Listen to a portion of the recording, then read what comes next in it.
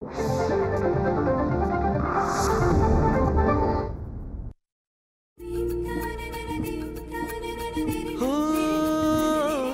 शब्द स्वरांचे बनती गाणे साजनवानंद तराणे रसिकांची ही जुळते नाते घडते जेव्हा सुरेल गाणे कसे हे घडते मनात येते भेटू बोलू ऐकू तयांच्या गोष्टी गाण्यांच्या गोष्टी गाण्यांच्या.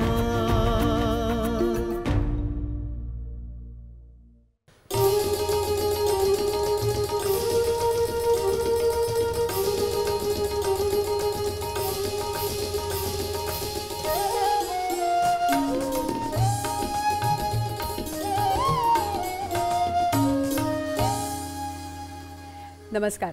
गोष्टी गाण्यांच्या कार्यक्रमात पुन्हा एकदा आपल्या सगळ्यांचं स्वागत आहे. संगीतातले 7 सूर, पण हेच सूर जेव्हा वेगवेगळ्या गायन प्रकारात अवतरतात तेव्हा ते वेगळ्या रूपातून आपल्यासमोर येतात. संगीतातल्या याच 7 सुरांना एक वेगळा साज चढतो जेव्हा ते नाट्यसंगीतातून आपल्यासमोर येतात किंवा भावसंगीतातून आपल्यासमोर येतात किंवा भक्तिसंगीतातून आपल्यासमोर येतात.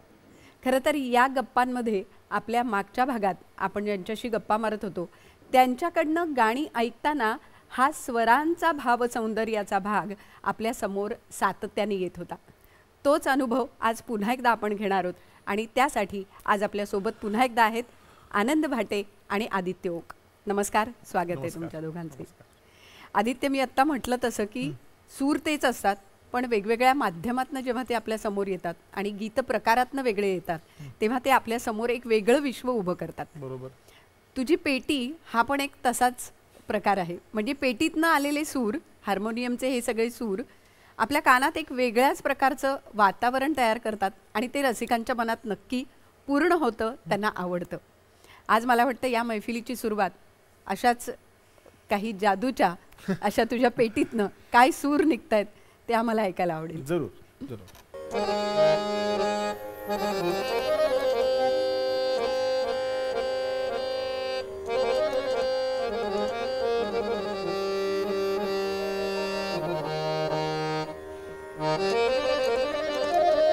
आहा.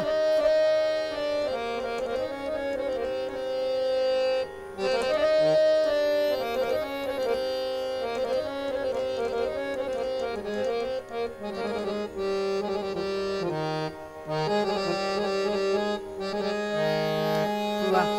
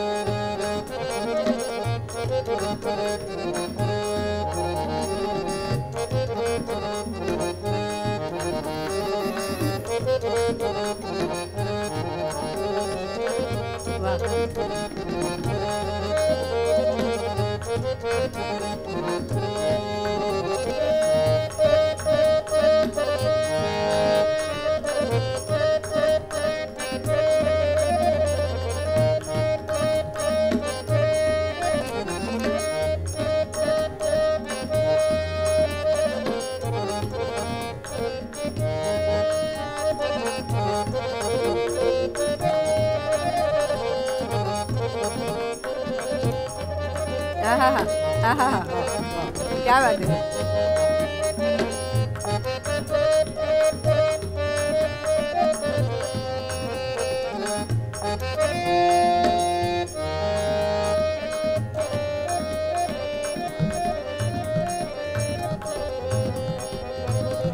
वा वा.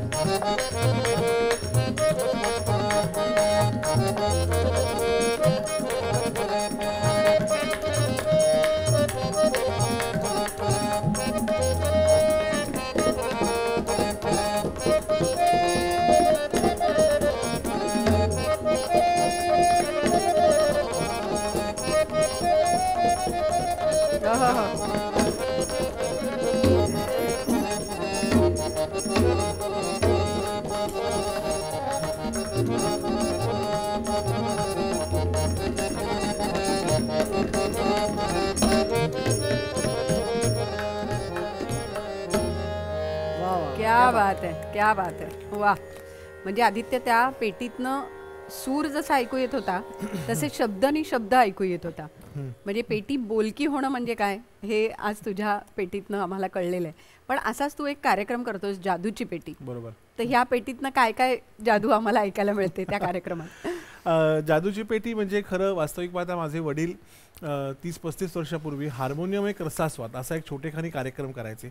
त्या कार्यक्रमाचं आपण असं म्हणूया थोडंसं एक्सपांडेड स्वरूप म्हणजे जादूची पेटी असं आहे. मुळात हार्मोनियम हे वाद्य जन्माला येऊन फक्त 184 वर्ष झालेत. म्हणजे 184 वर्ष तरुण वाद्य असं आपण म्हणूया आहे. आणि असं असताना सुद्धा भारतात आज भारतीय संगीताचा एक अविभाज्य घटक म्हणून हार्मोनियमकडे आपण बघतो. म्हणजे संगीतातला असा कुठचाही गाणं प्रकार नाही आहे की ज्याच्यात आपल्याला हार्मोनियम चालत नाही किंवा लागत नाही. म्हणजे शास्त्रीय, उपशास्त्रीय, नाट्यसंगीत, अभंग, गझल, टप्पा, ठुमरी, कव्वाली, काय सगळ्या प्रकारात आपला हार्मोनियम लागते. त्याच्यामुळे जवळपास आपण असं म्हणूया की सांगीतिक धुराच हे वाद्य आपल्या शिरावर वाहतंय संगीताची. तर त्याच्यामुळे माझ्या असं लक्षात आलं की ह्या पेटीच्या पोटात खूप साऱ्या गमती जमती आहेत. कारण ज्या वाद्य इतक्या साऱ्या संगीत प्रकारांशी एकरूप होऊ शकतं त्याच्या पोटात खूप गमती असणारच आहेत. त्याच्यामुळे एक लोकांपुढे हे मांडण्याचा प्रयत्न आहे. आणि बऱ्याच कारणांमुळे आपण हार्मोनियमला साथीचं वाद्य म्हणून आतापर्यंत बघत आलोय. असं बघायची काही गरज नाही आहे. खरं वास्तविक पाहता कुठचंच वाद्य चांगलं, वाईट किंवा कमी किंवा जास्त असं काही नसतं. सगळं वादकांवर अवलंबून असतं. वादक जितका प्रामाणिक आणि वादक जितका घेऊ शकतो वाद्यातनं तेवढं ते वाद्य आपल्याला द्यायला बसलेलं आहे. त्यामुळे माझा मित्र सत्यजित प्रभू ह्याच्यावर बरा कार्यक्रम आम्ही करतो. जादूची पेटी 100-150 प्रयोगाच्या आसपास याचे प्रयोग आतापर्यंत झालेले आहेत. आणि तेच पोटात काय जादू आहे पेटीच्या हे सांगण्याचा एक आमचा प्रयत्न आहे असा. पण त्यात काय काय नेमकं तुम्ही उलगडता? एक छोटंसं झलक त्यातलं काय आपल्याला सांगता येईल? या कार्यक्रमामध्ये मुळात म्हणजे हार्मोनियमचा इतिहास जो बऱ्याच मंडळींना माहिती नसतो की आपली अशी समजूत आहे की हार्मोनियम हे मुळात भारतीयच वाद्य आहे. परंतु हे भारतीय वाद्य नाहीये, हे फ्रेंच वाद्य आहे. त्यामुळे 1840 मध्ये वाद्याचं घेतलेलं पेटंट पासून हे भारतात आलं कसं, हे पहिल्यांदा पायपेटी या स्वरूपात होतं. मग त्याची हातपेटी कशी झाली, मग त्याच्यानंतर हे वाद्य आपल्या नाट्यसंगीतात कसं रुळलं, मग अभंग आणि कीर्तनात कसं आलं, मग त्याच्यानंतर ह्या वाद्याचं भारतात मॅन्युफॅक्चरिंग कसं व्हायला लागलं, मग हे हातपेटीचं डिझाईन खास भारतासाठी कसं बनवलं गेलं. त्याच्यानंतर मग पहिल्या महायुद्धानंतर पेट्यांचा इम्पोर्ट पूर्णपणे थांबला आणि पूर्ण भारतीय बनावटीच्या पेट्या कशा बनायला लागल्या. आणि मग त्या मोठ्या पायपेटीची एवढीशी छोटी फोल्डिंग पायपेटी होईपर्यंत पेटीमध्ये आपण काय म्हणूया की ही सगळी उत्क्रांती झालेली आहे. या सगळ्या उत्क्रांतीबद्दल कार्यक्रमात बोललं जातं. आणि शिवाय आम्ही संगीताचे जवळपास सगळे प्रकार म्हणजे एका कार्यक्रमात 50हून जास्ती गाणी आम्ही त्या कार्यक्रमात वाजवतो की ज्याच्यामध्ये फिल्मी म्युझिक आहे, नॉन फिल्मी आहे, गझल आहे, क्लासिकल आहे, नाट्यसंगीत आहे, अभंग आहे. आणि मग सत्यजित प्रभू कीबोर्डचे सगळे कथा उलगडून दाखवतो की कीबोर्ड कसा झाला, कीबोर्डमध्ये वाद्यांचे आवाज कसे वेगवेगळे येतात, ते तयार करण्यासाठी आपल्याला काय काय करायला लागतं. अशी सगळी म्हणजे मी म्हणेन की तो एक इन्फोटेनमेंट पॅकेज असा प्रोग्राम आहे सगळा की ज्याच्यामध्ये इन्फॉर्मेशन पण मिळते आणि एंटरटेनमेंट पण होते. बरोबर आहे. आणि कीबोर्ड आणि हार्मोनियम म्हणजे ह्या दोन्ही वाद्यातनं येणारा सूर आहे पण तो किती वेगळ्या प्रकारे येऊ शकतो आणि आपल्यापर्यंत पोहोचतो. बरं तो गाण्यात कसा वापरला जातो, गाण्यात कसा वापरला. आणि अजून बऱ्याच गोष्टी म्हणजे बऱ्याच मंडळींच्याकडे पेट्या पडलेल्या असतात. म्हणजे आपण म्हणतो की आता वर्षानुवर्ष पेटी आम्ही बघितली नाही, मग तुम्हाला जर आता पेटी वाजवायची वाटली वयाच्या 55व्या वर्षी तर तुम्ही पेटी वाजवू शकता का नाही वाजवू शकता. पेटी वाजवायला अटी काय आहेत, पेटीमध्ये काय गुण आहेत, काय दुर्गुण आहेत, सगळ्या गोष्टी त्याच्यामध्ये अतिशय आम्ही काय रंजक पद्धतीने सांगतो.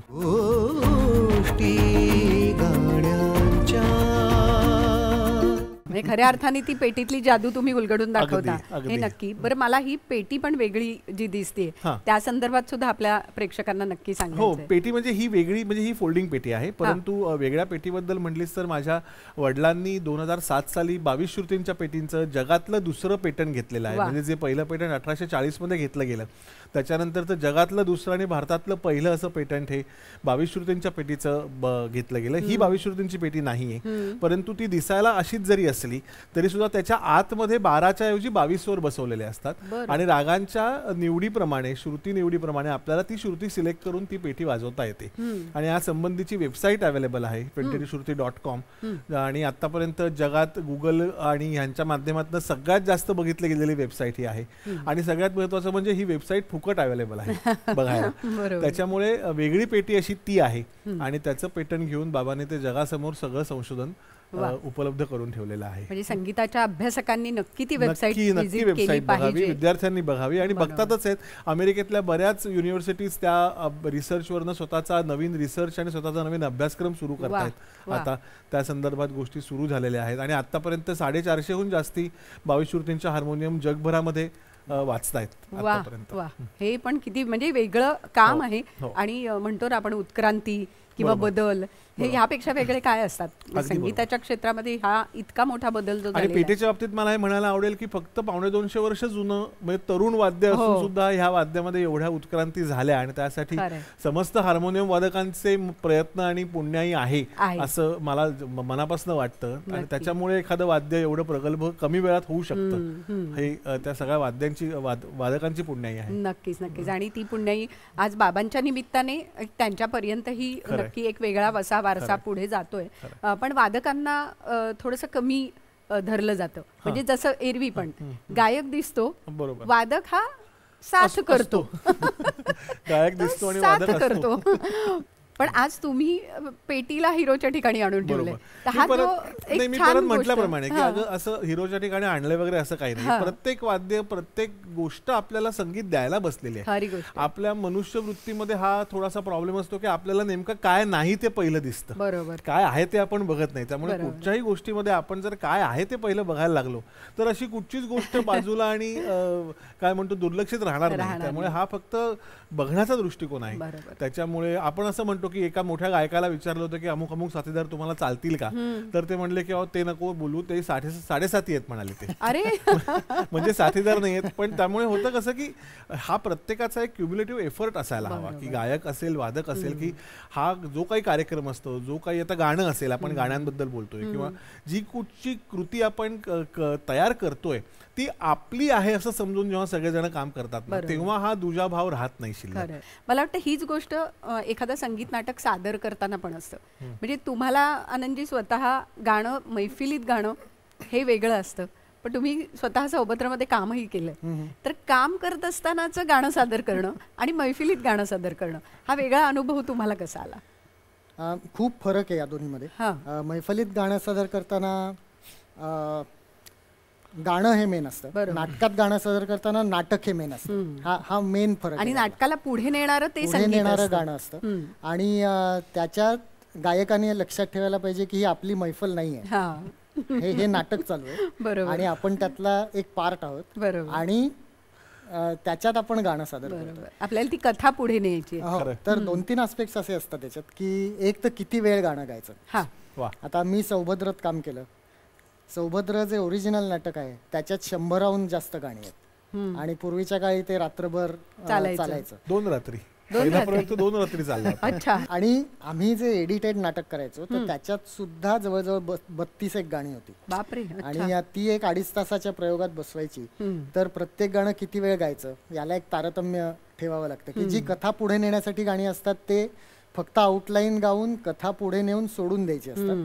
2-3 गाणी अख्ख्या प्रयोगात अशी असतात की जी गायची असतात, पण ती जरी गायची असली तरी एका लिमिट पर्यंत. हा एक मुख्य फरक. दुसरं म्हणजे आपण कोणाला उद्देशून गाणं गातोय.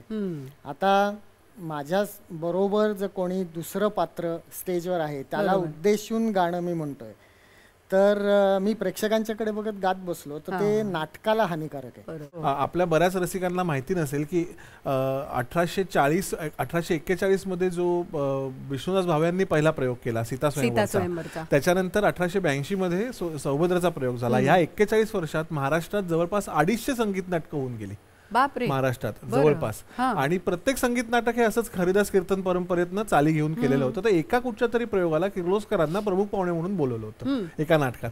आणि त्या नाटकात अशीच काहीतरी 100-125 गाणी होती. ते प्रयोग झाल्यानंतर किर्लोस्करांना विचारलं की नाटक कसं वाटलं. ते म्हणाले नाटक छान आहे, पण गाण्यांमुळे तुम्ही जो नाटकाचा गळा जो दाबून धरलाय तो थोडासा जर शिथिल केलात तर जरा नाटक पण जरा थोडंसं उचलून वरती येईल. तर तसं तू म्हणतोस हो, म्हणजे शेवटी अण्णासाहेब किर्लोस्कर संगीत नाटकाचे जनक आहेत ते. त्यामुळे नुसतंच किती वेळ गाणं नाही, किती गाणी घेणं ह्याला सुद्धा एक बंधन पाहिजे. तर तो सौभद्रचा अनुभव तुमचा स्वतःचा कसा होता? मला अजूनही एक प्रकारचं काय आश्चर्यच वाटतं की मी स्वतः संगीत नाटक केलं. त्याचं कारण म्हणजे मी कधीच त्याच्या आधी नाटकात काम केलेलं नव्हतं, अगदी शाळा कॉलेजमध्ये पण नाही. अच्छा. आणि त्यात सौभद्रला आणि कृष्णाचा रोल म्हणजे मेन रोलच नाटकातला करायचा होता.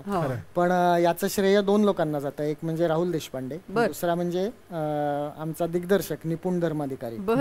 तर राहुलनी कन्व्हिन्स केलं मला. मी आधी त्याला म्हणलं होतं की मी काय अभिनेता वगैरे नाही, मी कधी केलेलं नाही, मी आपला गायक म्हणून बरा आहे, मैफलीत गातोय ते. पण नंतर मला असं वाटलं की प्रयत्न करून बघायला काय हरकत आहे, एक स्टेप पुढे जाऊन बघू, जर नाही वाटलं तर नको करायला. पण ते केल्यावर आवडलं. तो रोल मला आवडला खूप. छोटा गंधर्वांचा मी तो बघितलेलाही होता लहानपणी, त्यामुळे राहुलनी कन्व्हिन्स केलं मला, मलाही ते आवडलं. आणि मग निपुणनी खूप चांगल्या प्रकारे माझ्याकडनं ते बसवून घेतलं, कारण मला अनुभव नसताना त्याला ते कदाचित खूप कठीण पडलं असेल. पण ते पूर्ण हे पण पाठ झाले पाहिजेत ना, म्हणजे शब्द सगळी वाक्य पाठ होणं, तेही सगळं झालं कठीण. आणि त्याच्यातला सगळ्यात कठीण आणि लक्षात न येण्यासारखा भाग असा आहे की ती भाषा मुख्य म्हणजे. कारण आपण चुकून एखाद्या नाटकात प्लीज किंवा एक्सक्यूज सॉरी वगैरे म्हणलं आजची भाषा बोलून उपयोगच नाहीये, नाहीतर सौभद्र तिथेच राहिलं असं झालं असतं. पण त्यातलं एखादं पद आज म्हणायला आवडेल.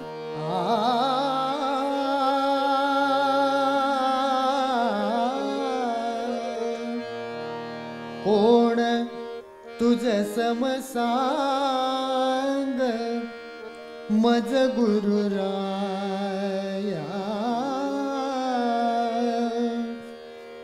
कोण तुझ समसांग मज गुरुराया, कोण तुझ समसांग मज गुरुराया, कैवारी सदया सदया, कैवारी सदया सदया, कैवारी सदया. पाहिले ते अंगी स्वीकाराया, पाहिजे ते अंगी स्वीकाराया, भव दुःख हराया रे, भव दुःख हराया रे, कोण तुझ समसांग मज गुरुराया, कोण तुझ समसांग मज गुरुराया, कैवारी सदया.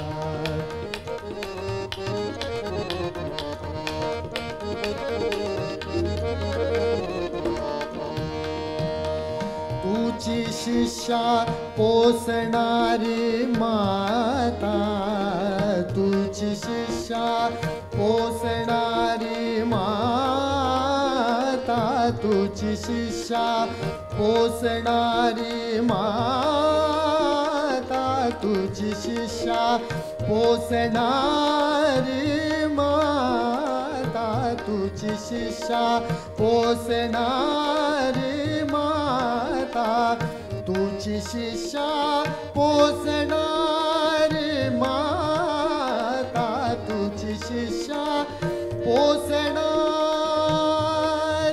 माता, गुरुराया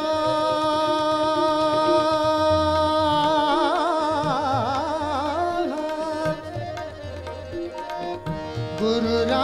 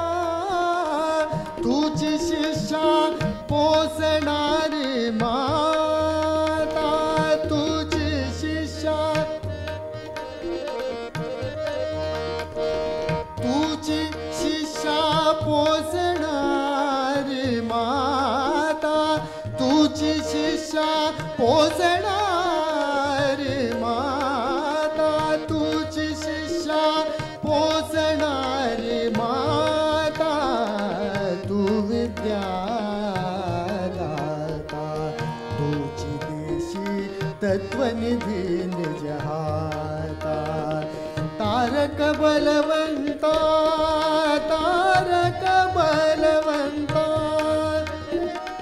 तारक बलवंता रे तारक बलवंता रे तारक बलवंता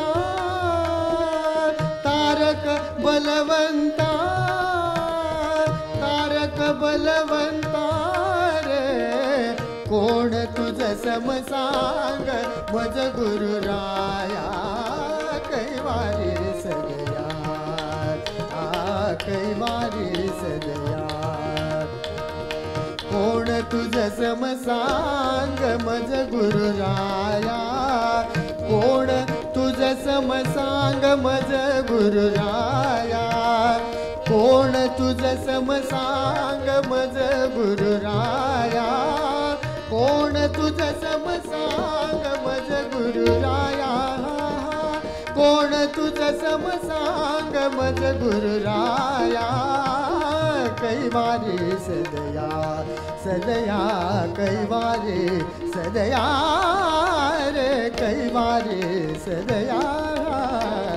कैवारी सदया कैवारी सदया कैवारी सदया गुरुराया. वा वा वा वा वा. संगीत नाटक उभं राहिलं आमच्या समोर. गोष्टी गाण्यांच्या. खरंच आहे, संगीत नाटकाची ही किती मोठी देणगी आहे आपल्या मराठी संगीत नाटकाने जे आपल्याला दिलंय, रसिकांना समृद्ध केलंय खऱ्या अर्थाने असं म्हणायला हरकत नाही. पण आदित्य, माध्यम खूप बदलत जातात किंवा संगीत प्रकार बदलत जातात. तसं चित्रपट आहे, नाटक आहे, एखादं छोटंसं तू जाहिरातही करतोस तेव्हाही ते एक वेगळं माध्यम आहे. संगीत एकच आहे त्यातनं. तू स्वतः साऊंड रेकॉर्डिस्ट म्हणून काम करताना खूप वेगवेगळे अनुभव आले असतील. म्हणजे या गाण्यांच्या गोष्टीमध्ये जाहिरातीच्या गाण्यांच्या पण काही गोष्टी आहेत का? जाहिरातीच्या गोष्टी आहेत, तू म्हटल्याप्रमाणे साऊंडच्याही गोष्टी आहेत. जाहिरातीच्या गोष्टी तर फारच म्हणजे मी असं म्हणेन की बहुतेक ह्या पृथ्वीवरच्याच नाही आहेत. म्हणजे ती माणसांची जमातच पूर्ण वेगळी आहे असं मला वाटतं. कारण एकतर ही माणसं रात्री कामं करतात. म्हणजे जाहिरातीच्या रेकॉर्डिंगचा फोन साधारण 10:30 नंतर येतो रात्री की आणि कधी हवंय रेकॉर्डिंग तर सकाळी हवंय नाही 1:30 वाजता यायचं रात्री. लगेच रात्री 1 वाजता किंवा 1:30 वाजता जायचं आणि मग सकाळी 4-5 वाजेपर्यंत ते होतं. बरं, त्याच्यात सुद्धा काही काही वेळेला असं असतं की जे संगीत तयार करायचं किंवा जी 30 सेकंदाची जर जाहिरात असेल तर त्यातलं 1ही सेकंदाचं म्युझिक रेडी नसतं. मग त्याच्यातलं म्युझिक आपण रफ किंवा स्क्रॅच म्हणतात त्याला तसं वाजवायचं. मग ते जो कोण क्लायंट असतो म्हणजे ज्याच्यासाठी हे चालू असतं तो क्लायंट दिल्लीत बसलेला असतो. मग ते दिल्लीत जातं, मग ते दिल्लीत ऐकतात तिकडे, मग ऐकून त्यांच्या सजेशन्स येतात. मग 3:30 वाजता दुसरं स्क्रॅच वाजवायचं, मग 4:30-5 वाजता तिसरं स्क्रॅच वाजवायचं, मग सकाळी 6-6:30 फायनली एक व्हर्जन रेडी होतं. मग त्या 30 सेकंदाच्या जिंगलचे 15 सेकंदाचा एक तुकडा, 6 सेकंदाचा एक तुकडा असे तुकडे पाडायचे. असं करून ते जाहिरातीचं विश्व तयार होतं. त्यामुळे एक तो वेगळा अनुभव आहे. परंतु त्याच्यातनं वादक म्हणून प्रगल्भ व्हायला असं होतं की वेळ इतका कमी असल्यामुळे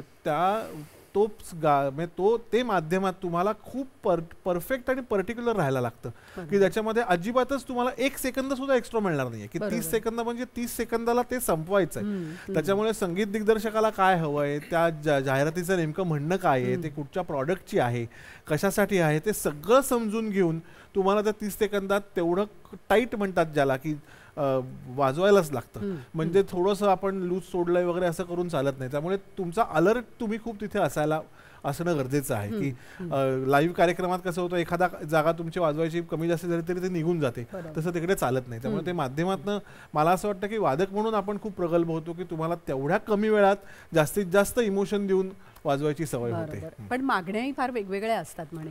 मागण्या खूप विचित्र असतात आणि कधी कधी त्या खरंच विचित्र असतात की कळत नाही. म्हणजे एका जाहिरातीच्या वेळेला ते जे दिग्दर्शक होते त्यांनी मला आणि आमचे एक ढोलक प्लेअर होते त्यांना सांगितलं की पंजाबी घरात लग्न आहे आणि त्याचं संगीत आहे तसं तुम्ही काहीतरी तयार करा. म्हणून आम्ही दोघांनी मिळून एक अक्षरशः 11 किंवा 12 सेकंदाचं एक म्युझिक तयार केलं की जे पंजाबी संगीतासारखं होतं आणि ते आम्ही त्यांना वाजवून दाखवलं.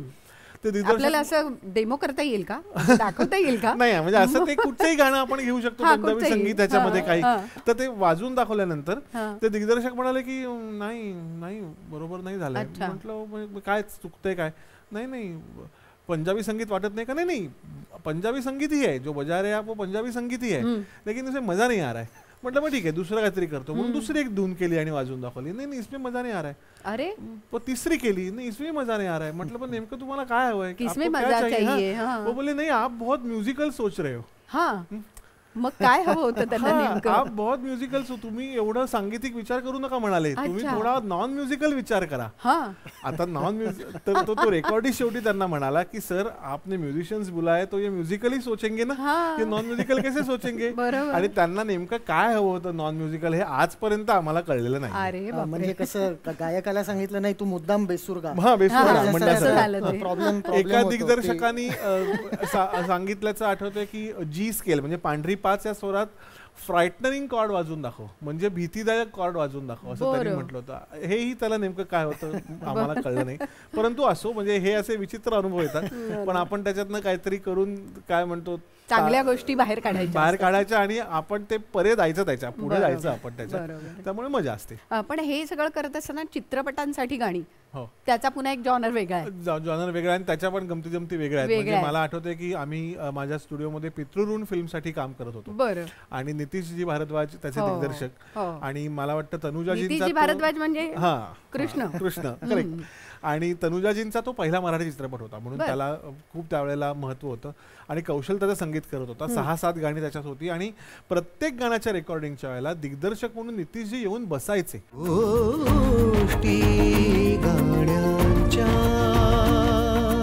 चित्रपटांचाच विषय चाललाय तर मी वसंतराव मध्ये तुम्ही एक गाणं म्हटलं होतं, त्या गाण्याची काही आठवण?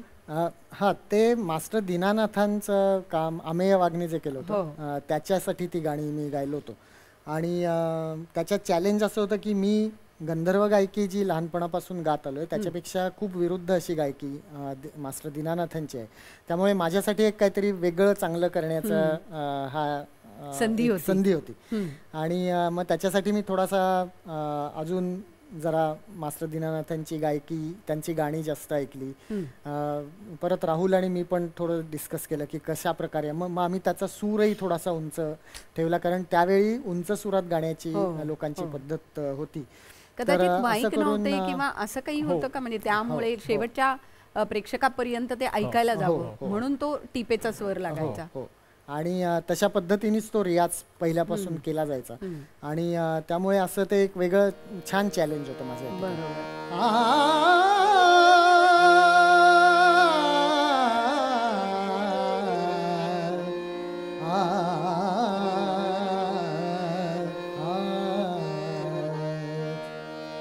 झाले युवती मना दारुण रुचिर प्रेम से, झाले युवती मना दारुण रुचिर प्रेम से, झाले युवती मना दारुण रुचिर प्रेम से, केले रण भजना संसारी असे अमर में, झाले युवती मना दारुण रुचिर प्रेम से.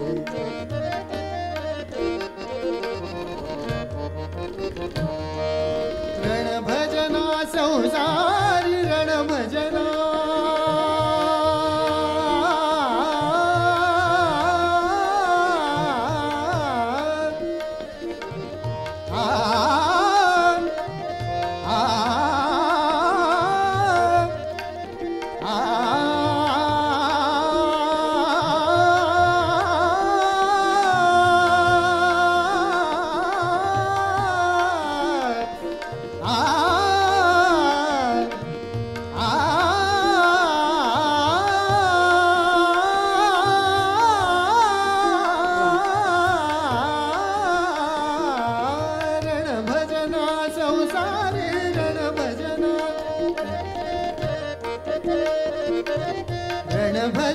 संसारी असे अमर मी केले युवती मना दारुण रुचिर प्रेम से, झाले युवती मना दारुण रुचिर प्रेम से.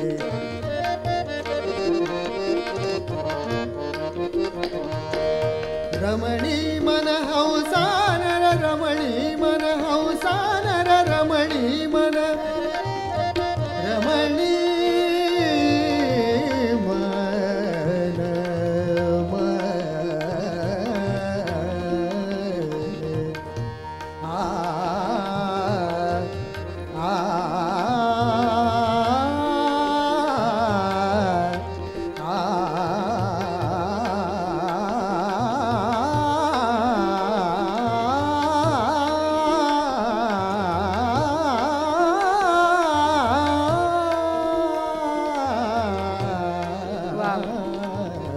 रमणी मन हौसान रमणी मन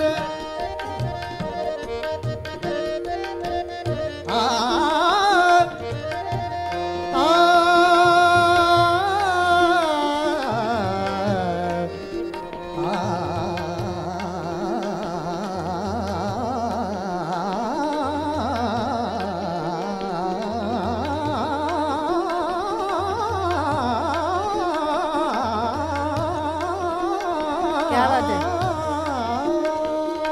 वाह. रमणी मन हौसान रमणी मन रमणी मन हौसान रमणी मन हौसान रमणी मना मना मना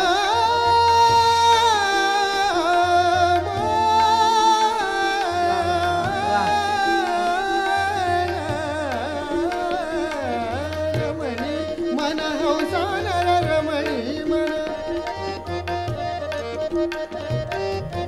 रमणी मन हौसान साहस सरसी रमवी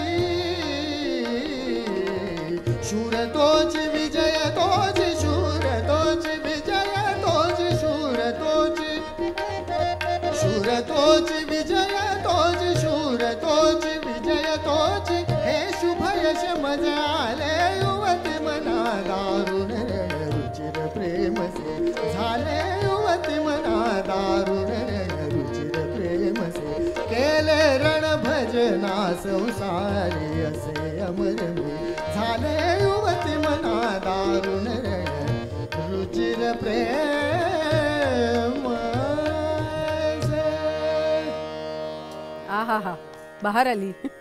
वा वा वा, काय बात आहे. पण आदित्य, या सगळ्या गाण्यांना म्हणजे मी वसंतराव मधली गाणी असतील किंवा पुढे पांघरुण चित्रपटाला त्यातही आनंदजींनी गायलेत, तू सगळ्या गाण्यांना ऑर्गन वाजवलेलं आहेस. हो, मी ऑर्गन वाजवलं. आणि तोही एक वेगळा अनुभव असेल वादक म्हणून पण त्या सगळ्या प्रक्रियेमध्ये सहभागी होता ना. नेहमी. आणि विशेष करून अशा प्रकारच्या संगीतामध्ये जिकडे हे संगीत बांधील नाहीये, म्हणजे एखाद्या अरेंज केलेल्या गाण्यासाठी पेटी वाजवणं की जो डिझाईन करून ठेवलेला पीस आहे, आणि अशा गाण्यासाठी जे बांधील नाहीये गाणं, ते नेहमी चॅलेंजिंग असतं. कारण का त्याच्यामध्ये किती वेळानंतर तुम्हाला फॉलो करायचं आहे याचं तारतम्य अख्खं गाणं ठेवायला लागतं. कारण का काय, फॉलो करण्याच्या 3-4 पद्धती आहेत.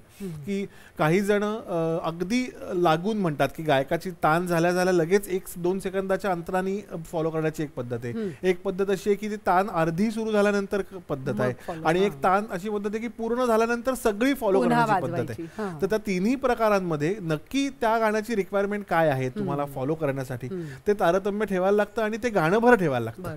म्हणजे असं करून चालत नाही की अर्ध गाणं मी 1-2 सेकंदाच्या अंतराने वाजवलं आणि अर्ध गाणं मी 6-7 सेकंदाच्या अंतराने वाजवलंय, ते करायला लागतं. आणि दुसरं म्हणजे कुठची जागा फॉलो करायची हे सुद्धा तारतम्य ठेवायला लागतं. जर सगळंच्या सगळं आपण वाजवायला लागलो तर ते गाण्याला खूप डिस्टर्बिंग होतं. त्याच्यामुळे जसा एखादा वादक आपल्या जागा तयार आणि आपल्या जागा तयार करतो, म्हणजे स्क्रिप्ट मध्ये कुठचं वाक्य किंवा कुठचा शब्द बोल्ड करायचा आहे ना, हे त्या लेखकाला तसं कळलं पाहिजे ना. तसं आपण वाद्य वाजवताना की आपल्याला नेमकं काय वाजवलं तर ते त्यातनं ब्युटिफिकेशन होईल आणि मुख्य गाण्याला किंवा गायकाला त्रास होणार नाही याचं भान ठेवायला लागतं. अरे देवा, केवढं मोठं काम आहे हे. असं हे रिव्हर्स इंजिन नाही माहिती लोकांना. एक्झॅक्टली, म्हणून लोकांना फक्त ते चित्रपटातलं तेवढं 3 मिनिटाचं 5 मिनिटाचं दिसतं. त्याच्यामुळे मग ह्या अशा प्रकारची म्हणजे कट्यार असेल किंवा मी वसंतराव असेल किंवा बालगंधर्व असेल की ही फ्रीलान्स गाणी जेव्हा बांधलेल्या स्वरूपात करायची वेळ येते तेव्हा ते खरंच खूप चॅलेंजिंग असतं. कारण ते आपल्याला गाणं रेकॉर्ड करून पूर्ण मिक्स मास्टर करून कसं ऐकू येणार आहे हे गाणं रेकॉर्ड व्हायच्या आधी ऐकू यायला पाहिजे. वा ते जर तुम्हाला ऐकू नाही आलं तर त्या समुद्रात आपण वाहवत जाऊ. पण आदित्य, त्या सगळ्या चित्रपटांच्या गाण्याच्या मागे तुम्ही एवढी जी मेहनत करता ही खरंच लोकांना माहित नसते. बरोबर. मला वाटतं तुझे 50हून जास्त मराठी चित्रपट झाले हो, 50 आणि झालेत. हिंदी आणि जिंगल्स मिळून 150च्या आसपास तरी वा असतील. वा, केवढा अनुभव आहे हा खरा. आणि हा अनुभव आज मला खूप बरं वाटतंय की या गाण्यांच्या गोष्टींच्या निमित्ताने हा अनुभव खरंय, खरंय. आणि हा लोकांचा असे कार्यक्रम होतात त्याच्यामुळे ह्या गोष्टी सांगण्याची संधी मिळते. कळतं. खरंय. मला वाटतं पांघरुण सिनेमाही असाच होता, त्यातही तू वाजवलं होतंस हो, आणि अजितचं म्युझिक गायलं होतं. म्हणजे मी तर आता असं बहुतेक म्हणाला आनंदादा सुरुवात करायला पाहिजे, कारण आनंदादा पहिल्यांदा चित्रपटासाठी गायला आणि त्याला नॅशनल अवॉर्ड मिळाला. हो, महेश काळे पहिल्यांदा चित्रपटासाठी गायला कट्यारमध्ये मी संगीत संयोजन केलं होतं, त्याला वा, नॅशनल वा. अवॉर्ड मिळाला. वा, वा. मी वसंतरावसाठी राहुलसाठी फिल्मसाठी मी पहिल्यांदाच संगीत संयोजन केलं होतं, बरं. ललना भेटली. हो. राहुललाही नॅशनल अवॉर्ड मिळाला. त्याच्यानंतर मध्यंतरी सावनी शेंडे एक फिल्म गायली होती, असेही एखादा हवे, तिला स्टेट अवॉर्ड मिळाला. तेही आमचं पहिलंच काम अरे वा. होतं. त्याच्यामुळे आता जो गायक माझ्याबरोबर पहिलं काम करेल त्याला स्टेट अवॉर्ड किंवा नॅशनल अवॉर्ड नक्की मिळू शकतो. राग लागणार गायकांची. खरंच आहे. पण ही खरंच खूप कौतुकाची गोष्ट आहे आणि ते योग असावे लागतात. तो योग असायला ते लागतो. योग खरंय, असावे खरंय, लागतात. खरंय. आणि अर्थात गायक इतके प्रगल्भ आहेत की काय सांगायचं. त्यामुळे मी योगायोग असा आहे की त्यामुळे आनंदादा त्याच्यानंतर ज्या चित्रपटात गायलाय हा. त्याच्यात हार्मोनियम आणि ऑर्गन वादन करायची संधी मलाच मिळालेली आहे आतापर्यंत तरी, टिल डेट असं आहे. बरोबर. गोष्टी गाण्यांच्या. मला वाटतं पांघरुण सिनेमाचा विषय निघालाय, तर त्यातलं जे गाणं आहे तो अनुभव कसा होता? खूप चांगला सिनेमा होता तो आणि जरा गंभीर विषयावरचा सिनेमा, परंतु अतिशय चांगल्या पद्धतीने केलेला आणि त्याच्यातली सगळीच गाणी खूप योग्य वेळी त्याच्यात येतात. बरोबर. कुठलंही गाणं असं नाही वाटत की उगीचच चिकटवलेलं काहीतरी गाणं वाटत नाही. टाकायचं म्हणून टाकलंय, हा. असं नाही वाटत. हा. आणि मी जी 4 गाणी गायलो त्याच्यात त्यापैकी 2 अजित परबनी संगीतबद्ध केली होती, 2 सलील कुलकर्णींनी केलेली होती आणि अतिशय छान 3 अभंग होते संतांचे, एक वैभव जोशींनी लिहिलेलं गाणं होतं, खूप चांगला. त्यामुळे इलुसा हा देह का? इलुसा हा देह वैभव जोशींनी लिहिले. आणि तुम्ही आणि प्रथमेश गायला होता. हो हो. वा. कारण प्रथमेश जेव्हा ह्या कार्यक्रमात आला होता त्यांनी आवर्जून या गाण्याचा उल्लेख हो, केला हो, होता हो. आणि तो गायलाही अतिशय होता. सुंदर शब्द आणि चाल.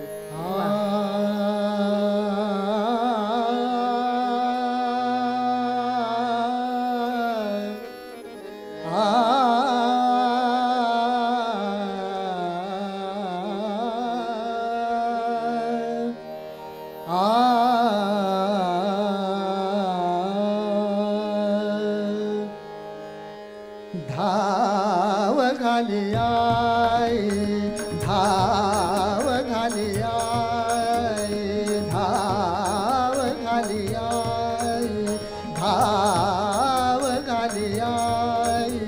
आता पाहते सकाळी, आता पाहते सकाळी, आता पाहते सकाळी, आता पाहते सकाळी, आता पाहते सकाळी, आता पाहते सकाळी. आई धाव घाली आई, धाव घाली आई, धाव घाली आई, धाव धाव घाली आई.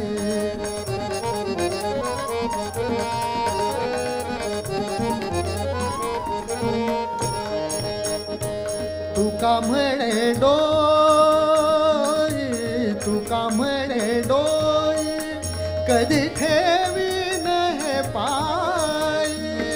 तुका म्हणे डोई,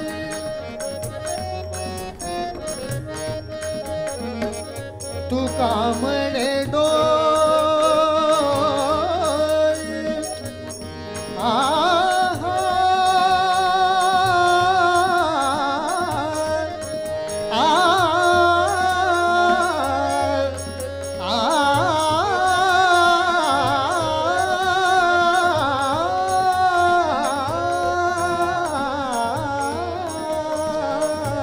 तुका म्हणे डोई,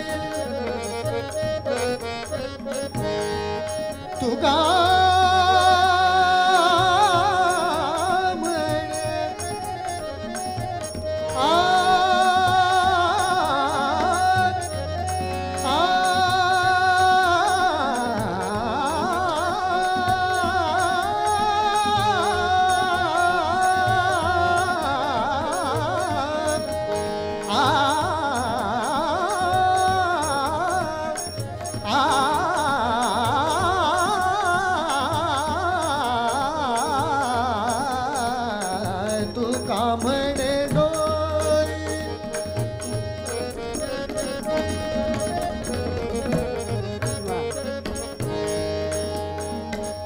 तू का म्हणे डोई कधी ठेवी नाही पाय कधी ठेवी नाही पाय कधी ठेवी नाही पाय आई धाव घाली आई धाव घाली आई आता पाहते सकाळी आता पाहते सकाळी आता पाहते सकाळी आता पाहते सकाळी आई धाव घाली आई धाव घाली आई धाव धाव घाली आई धाव घाली धाव घाली धाव घाली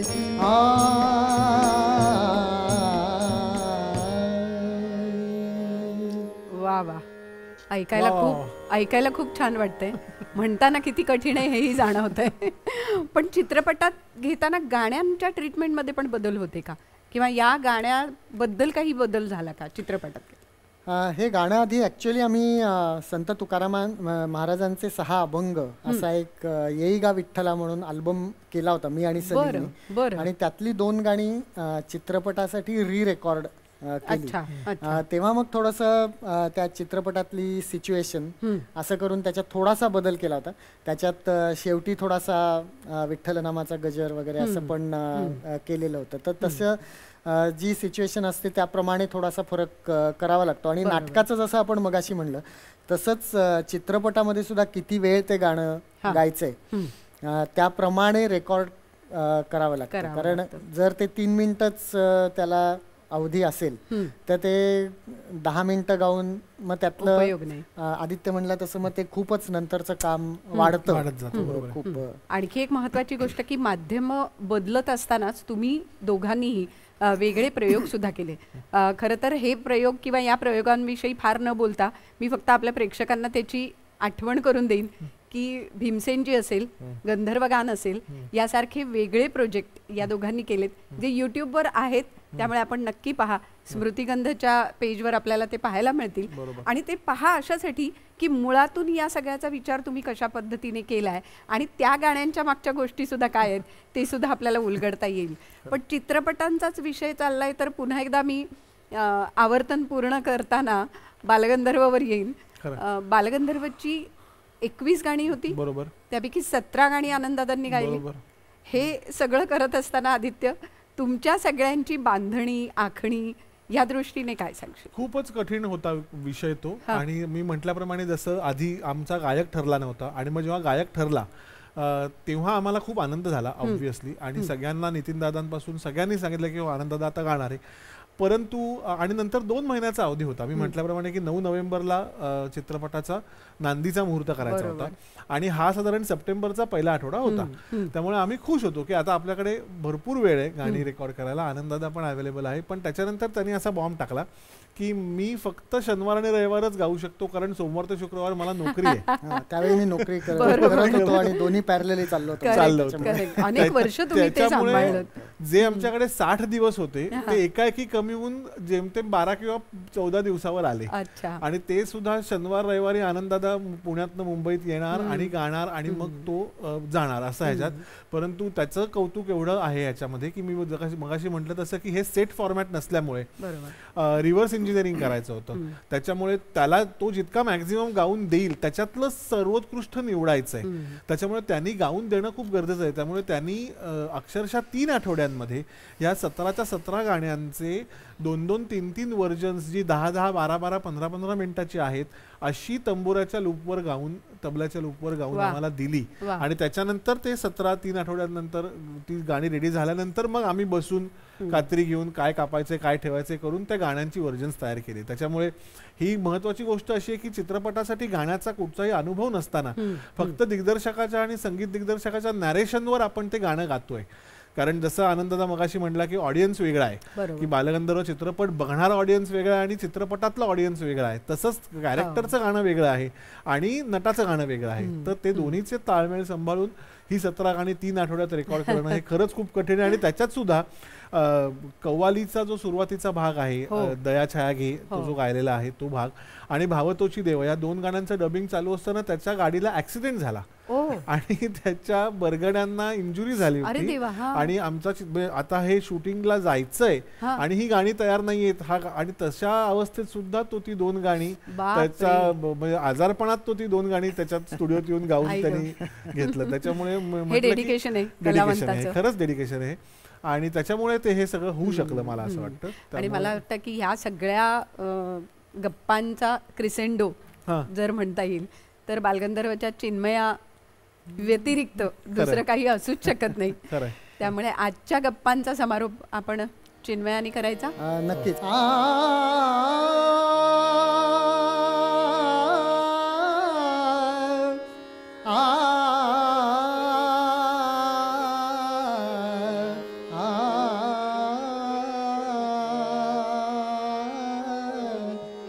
चिन्मया सकल हृदया, चिन्मया सकल हृदया, सदया देया गोविंदा, सदया देया गोविंदा, वरवरदा कलिमल विलया, चिन्मया सकल हृदया.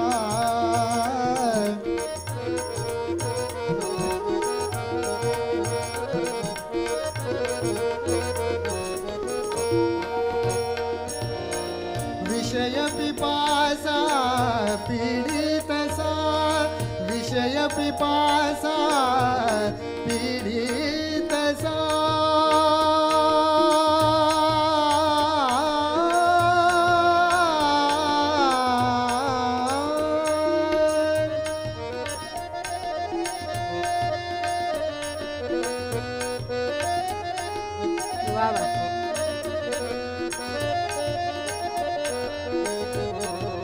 क्या बात है.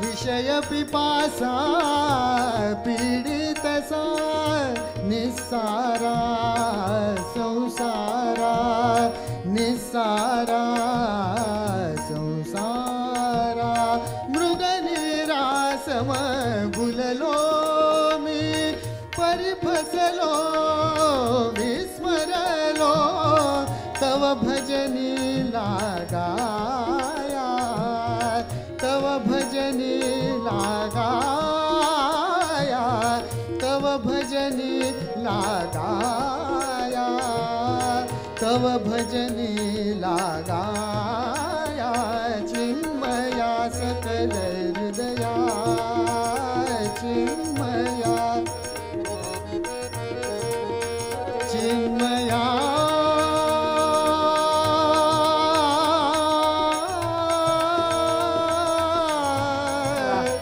सकल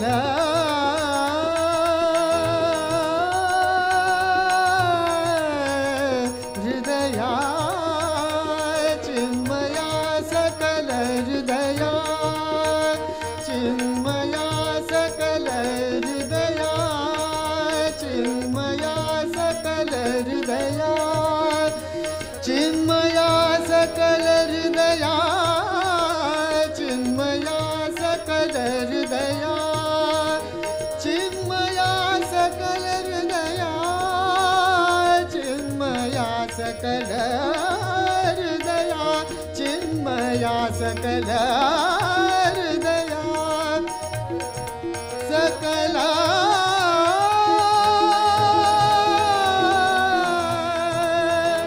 हृदया.